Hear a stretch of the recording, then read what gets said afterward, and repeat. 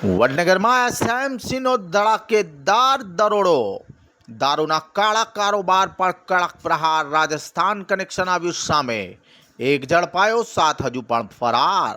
વડનગરમાં ગેરકાયદેસર દારૂના કાળા કારોબાર સામે સ્ટેટ મોનિટરિંગ સેલે એવો ધડાકેબાજ દરોડો પાડ્યો કે સમગ્ર વિસ્તારમાં ખળભળાટ મચી ગયો છે.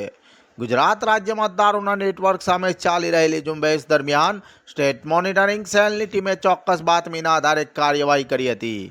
પલાસણા વિજાપુર હાઈવે પર સરદારનગર કેનાલ નજીક પાડવામાં આવેલા દરોડામાં ભારતીય બનાવટના દારૂ અને બિયરની અંદાજે 100 પેટીઓ, કુલ 2514 નંગનો જથ્થો ઝડપાયો હતો.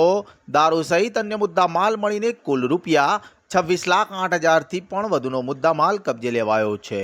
આ કેસમાં એક આરોપીની ધરપકડ કરવામાં આવી છે, જ્યારે સમગ્ર દારૂના નેટવર્કના મુખ્ય સૂત્રધાર સહિત 7 આરોપીઓ હજુ પણ પોલીસ પકડથી દૂર છે. પ્રાથમિક તપાસમાં રાજસ્થાન સાથે જોડાયેલા સપ્લાય ચેનની વિગતો સામે આવતા તપાસ વધુ ગંભીર બની છે. વડનગર સ્માર્ટ પોલીસ સ્ટેશનમાં પ્રોહિબિશન એક્ટની વિવિધ કલમો હેઠળ ગુનો નોંધવામાં આવ્યો છે. હવે ફરાર આરોપીઓ સુધી પહોંચવા અને સમગ્ર દારૂ નેટવર્કનો પર્દાફાશ કરવા તપાસનો ધમધમાટ તેજ કરવામાં આવ્યો છે.